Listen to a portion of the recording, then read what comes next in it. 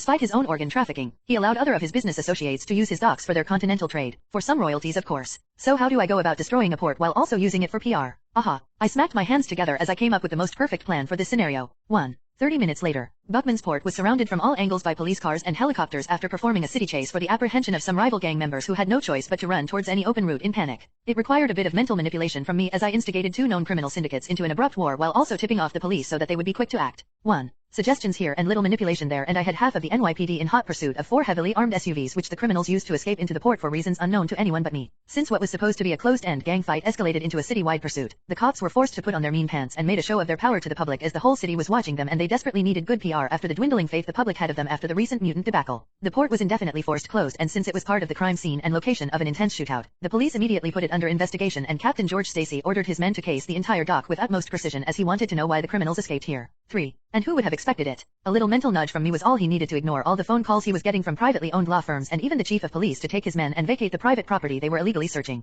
Minutes was all it took for them to start unearthing the hidden cargo of gun shipments, drugs, and the icing on top. Hell, I even gave the public front row seats as I also tipped off most of the news channel who were currently circling around the dock in their helicopters and transmitting it live to the citizens of New York. This is just the start. I went through all that trouble just to make it look like an unfortunate but natural case of a police chase gone bad in order not to immediately tip Edward Buckman off that someone was onto him. I even made sure that one of the groups I used for this whole intricately designed ploy also used this particular dock for the weapons shipment. If one could be said to be a coincidence, then what of 5? Degree. Edward Buckman POV. An extremely angry Edward Buckman threw his glass of wine at the huge screen in his office as he was one of the citizens who got a front row seat in watching the live event that was currently taking place in one of his privately owned docks. Fuck. He cursed as the matter became increasingly complicated as those damned vultures had the gall to put his picture on their screen after he was identified as the owner of this dock. Everything happened too fast that he simply did not have enough time to react before it all came crumbling down in chaos. The last thither needed at this moment was to be in the spotlight in a negative way. 1. He ignored his cell that was buzzing with messages and picked up another one to make a few calls as he knew the police were currently on their way to put him in custody as they had more than enough damning evidence and warrant to do so. 5. Unfortunately for him, this wasn't the only thing he had to watch out for. Degree.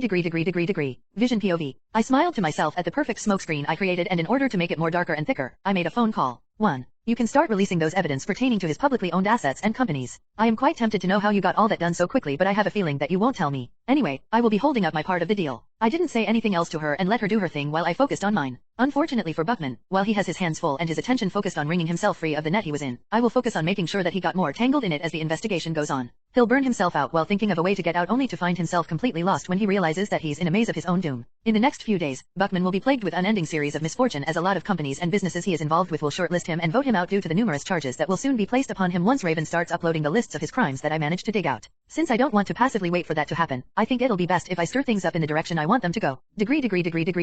Raven Darkholme POV. Buckman wasn't the only one caught off guard by the recent development. Even Raven and her associate, Emma Frost, were. 1. You said he had information on some of the members of the Hellfire Club, possibly all, right? Emma asked absent-mindedly as her gaze remained transfixed on the hot news currently being headlined across numerous newscasting channels. Yes, was Raven's simple answer. The possibility of what this meant sent a chill shiver down Emma's spine, and even though she tried not to show it, Raven caught note of it. As the White Queen of the Hellfire Club and also an accomplished businesswoman, naturally she wasn't a saint and her hands were just as bloody. What made her wary was the thought of what would have happened had Vision targeted her first instead of allowing Raven to pick. All it took was 45 minutes and Buckman, with all his wealth and protection, found himself in police custody for a very damning case, and that wasn't even the end of it. It couldn't even be called the beginning after she was made privy to a few of the things Buckman had his hand in that she was blissfully unaware of until now. Does he know we are working together? Emma asked after considering the thought for a moment. Raven paused what she was doing and thought of it. Does he know of my alliance with Emma? Probably, yes. At least that's the assumption I'm working with, she admitted. Faced with that blunt reply, Emma started making some plans of her own. After all, she did not want to be caught unawares like Buckman. 3.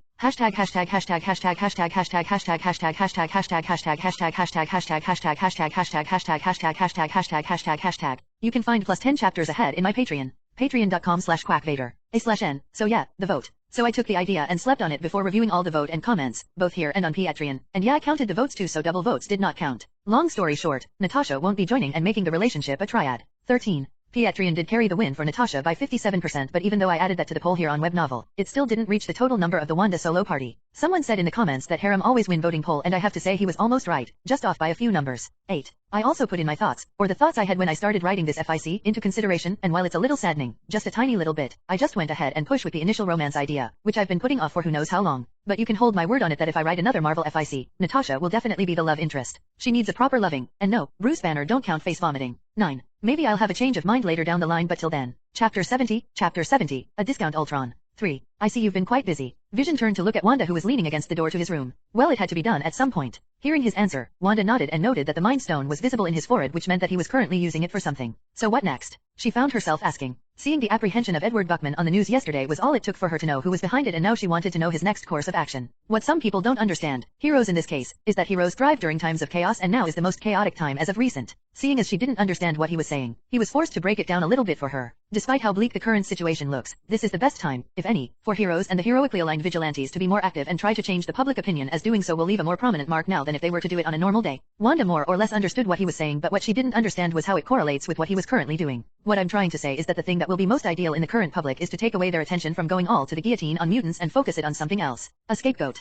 I see you're catching up quickly, he said, impressed. And Buckman is just the first of many to fill out that role. 1. Having gotten a general overview of what was most likely Vision's next course of action, Wanda asked, "So what are you doing next?" "Easy," he said cheerily. "Since the fire's already been set, we'll just have to wait for the smoke to drive out our targeted rodents." Wanda had a weird face after hearing what Vision said, and the person in question only raised a brow in inquisition. Somehow all what you just said just doesn't seem like something a hero would say. 1. Hearing her thoughts, Vision laughed, not out of mockery or because it was funny, but because of the irony of the entire thing. He walked past Wanda and gestured for her to follow and started speaking as she kept her pace beside him. The word hero and villain are very subjective and mostly based on individual perception, so the concept itself is flawed and complicatedly biased. He paused a bit and continued after seeing that she was paying attention instead of outright debating against it. He expanded further. 7. But unlike the two previously mentioned concepts, the concepts that are not skewed or biased against are good and bad. Heroes are called that because they do good for the general public, so rather than trying to be heroic, I'll rather I remain being good. Helps put things into perspective and creates a very balanced moral line. 9. One thing Wanda was quick to notice about Vision was that he liked making himself as clear and precise as possible when he spoke, which made most of the things that came out of his mouth when talking about specific things sound like an advice, sometimes even a lecture, rather than a simple flowing conversation. She doubted it was something he did intentionally, so she just shrugged it off as another apparent behavioral feature of him being an AI. Perhaps because of Jarvis' code structure? He does have similarities to Ultron too, except for the sarcastic retorts. 4. That's a pretty good narrative, but you still haven't said anything about what you want to do next. Oh right, it seems I got carried away. Ever heard of the phrase strike while the iron is hot? 1. Degree. Sebastian Shaw read the latest reports his associates had sent him regarding Edward Buckman's case, which had suddenly turned into a national lawsuit with multiple states filing a case against Buckman. His face remained impassive as he read through the detailed and lengthy write-up that explained just what Buckman would be facing at a minimum. Even if he tried to weasel his way out of this, he would be scarred for life. "I guess this is the end of your road, friend," he said with a small smile on his face before picking up the intercom on his desk. "Send a message to the others. We have to discuss Buckman's case and whether or not the club should interfere." Though he said those words, he knew just what those vultures would do and the decision that they'll make concerning Buckman, and he was all too pleased for it to happen. All the better since he knew more about Buckman's underhand businesses than anyone else, which meant that the larger piece of the pie will be falling in his hands while everyone else will be scrambling for the crumbs he'll leave. You have to feed the wolves under the table after all. Not too much that will have the energy to take a bite at you, and not too little that they will starve and turn rabid on you. Because the Hellfire Club prioritized maintaining a low profile despite their wealth and influence, Buckman's little stunt gone wrong had a very high possibility of blowing their way, and if there was one thing elite businessmen hated more than anything was having to deal with someone else's trouble. He put out another call and gave out his orders as soon as the other end picked it up. "Contact Buckman's lawyers. Tell them I have a business proposal for them. One they would rather not want to miss." And just like that, everything falls into place. Degree.